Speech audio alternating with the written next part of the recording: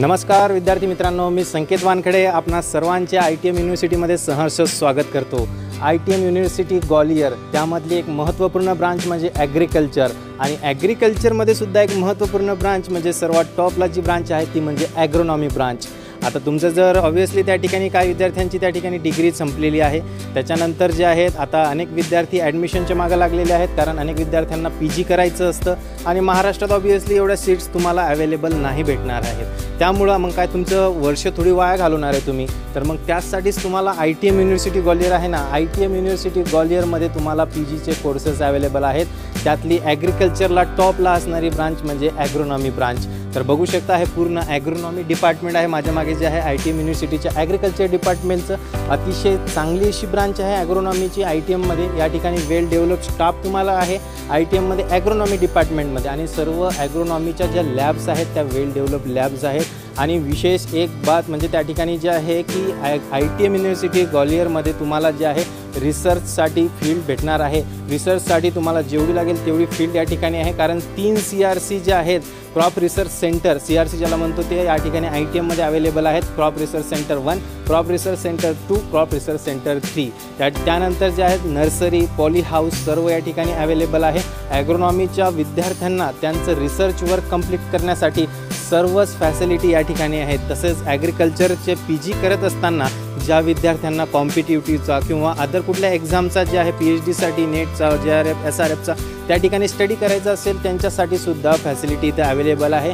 ॲग्रिकल्चरची special library जी आहे ती ITM युनिव्हर्सिटीच्या agriculture ब्रांचमध्ये तुम्हाला भेटेल। आता याच्यानंतर आपण जाणार आहे ॲग्रिकल्चरच्या ॲग्रोनॉमी डिपार्टमेंटमध्ये, त्याच्या लॅब्स बघणार आहे, क्लासरूम्स बघणार आहे, त्यानंतर स्टाफ बघणार आहे, स्टाफचं क्वालिफिकेशन काय आहे आणि कोणत्या अदर फॅसिलिटीज तुम्हाला ज्या आहेत त्या ॲग्रोनॉमी डिपार्टमेंटमध्ये भेटणार आहेत ITMच्या, त्या संपूर्ण त्या ठिकाणी जाणून घेणार आहेत। तर चला जाऊया आतमध्ये।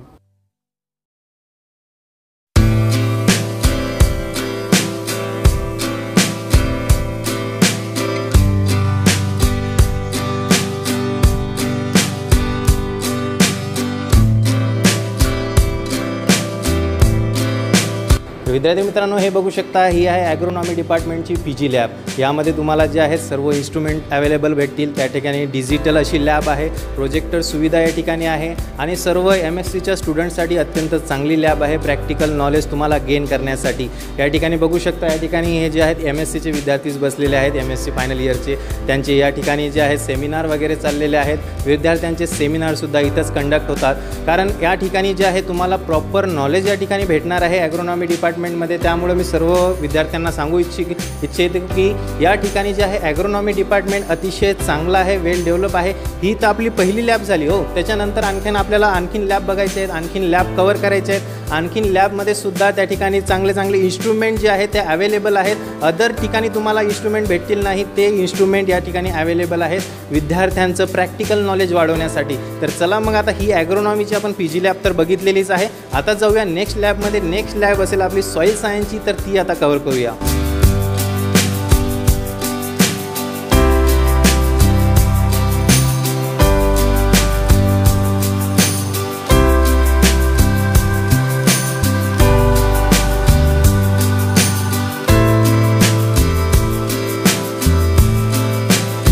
आता आपण जिथं आहे ती आहे ॲग्रोनॉमी डिपार्टमेंटची, ॲग्रिकल्चर डिपार्टमेंटची सॉईल सायन्सची लॅब। सॉईल सायन्सच्या लॅबमध्ये देखील आपल्याला बघू शकतात सर्व त्या ठिकाणी जे आहेत रिएजंट्स, सर्व इक्विपमेंट या ठिकाणी अवेलेबल आहेत। Weighing balance, pH meter, micro oven, सर्व त्या ठिकाणी जे इक्विपमेंट्स लागतील विद्यार्थ्यांना प्रॅक्टिकल परफॉर्म करण्यासाठी ते सर्व या ठिकाणी अवेलेबल आहेत। त्यामुळे ही सॉईल सायन्सची लॅब अत्यंत वेल डेव्हलप या ठिकाणी आहे।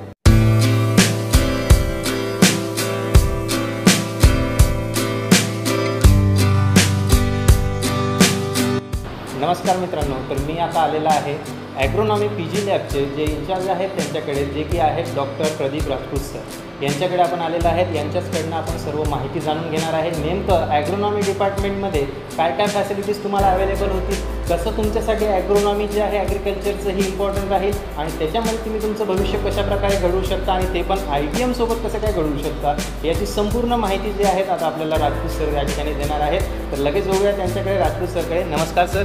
नमस्कार।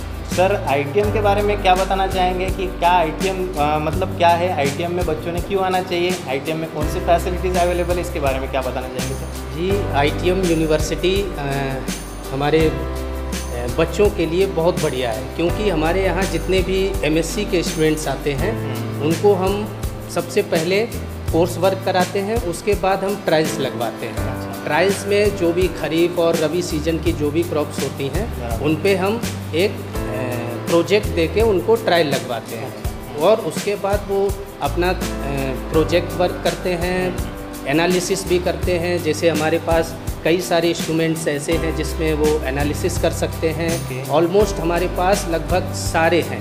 AAS भी है जो कि आपने सुना होगा कि माइक्रो न्यूट्रिएंट्स के लिए बहुत बढ़िया है, एस्टिमेशन भी होता है उससे। और उसके बाद हम ट्रायल लगाने के बाद बच्चों को थेसिस वर्क करवाते हैं। मोस्टली यूनिवर्सिटीज़ में थेसिस वर्क नहीं होता है, एक थेसिस बुक राइटिंग जो मोस्टली यूनिवर्सिटीज़ नहीं कराती हैं, लेकिन हमारी यूनिवर्सिटी में प्रॉपर तरीके से होता है। उसमें भी थेसिस वर्क में एक रिसर्च पेपर हम उसमें कंपलसरी करते हैं कि बच्चा एक रिसर्च पेपर लिखेगा तो उससे जो है उसका एकेडमिक प्रोग्रेस भी होता है कि वो कहीं अगर बाहर भी जाता है तो वो एक रिसर्च पेपर उसके पास होगा तो हाँ उसने थेसिस कर रखी है और हम उसको बढ़िया से गाइडेंस देते हैं।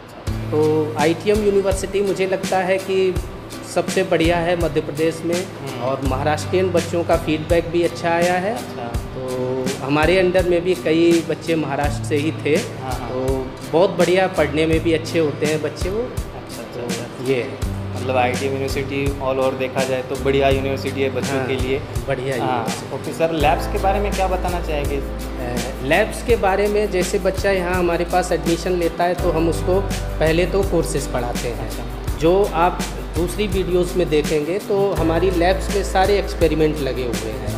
हमारे यहाँ pH मीटर से pH एस्टिमेट होता है, EC है ना, इलेक्ट्रिकल कंडक्टिविटी भी एस्टिमेट होती है, नाइट्रोजन कंटेंट एनालिसिस होता है, हॉट एयर ओवन भी है हमारे यहाँ। तो हमारे यहाँ लगभग जितने भी इंस्ट्रूमेंट्स होने चाहिए वो प्रॉपर हैं और प्रॉपर वर्किंग में है ना। प्रॉपर होने में और प्रॉपर वर्किंग होने में बहुत डिफरेंस है। कई जगह इंस्ट्रूमेंट्स होते हैं जो वर्किंग में नहीं हैं तो लेकिन वर्किंग नहीं। हमारे पास जितने भी इंस्ट्रूमेंट्स हैं एनालिसिस के या फिर कुछ भी एस्टिमेशन करने के, ड्राई मैटर वगैरह निकालने के लिए, तो वो सारे हमारे पास वर्किंग में हैं। तो मुझे लगता है यहाँ बच्चा आके काफ़ी सारी चीज़ें सीखेगा। तो इसलिए ये यूनिवर्सिटी MSc एग्रोनॉमी के पर्पज़ से बहुत बढ़िया है। सर, बहुत सारे बच्चे जो है डिग्री होने के बाद उनके मन में एक सवाल रहता है कि अगर हम PG करेंगे यूनिवर्सिटी में जाके तो वहाँ रेगुलर करना है या इरेगुलर है, तो अपनी यूनिवर्सिटी सर क्या करती है, मतलब रेगुलर कॉलेज है? हाँ, अपनी यूनिवर्सिटी रेगुलर कराती है। बच्चे को यहाँ पे रहना पड़ेगा। कोर्स वर्क अपना 2 या 3 सेमेस्टर में उसके कोर्स वर्क हो जाते हैं।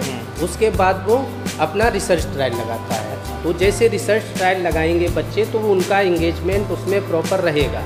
डे बाई डे या फिर 1 दिन छोड़ के या 2 दिन छोड़ के उसको अपनी फील्ड विजिट करनी होती है। एक्सपेरिमेंटल जो भी डेटा होता है उसको कलेक्ट करना पड़ता है।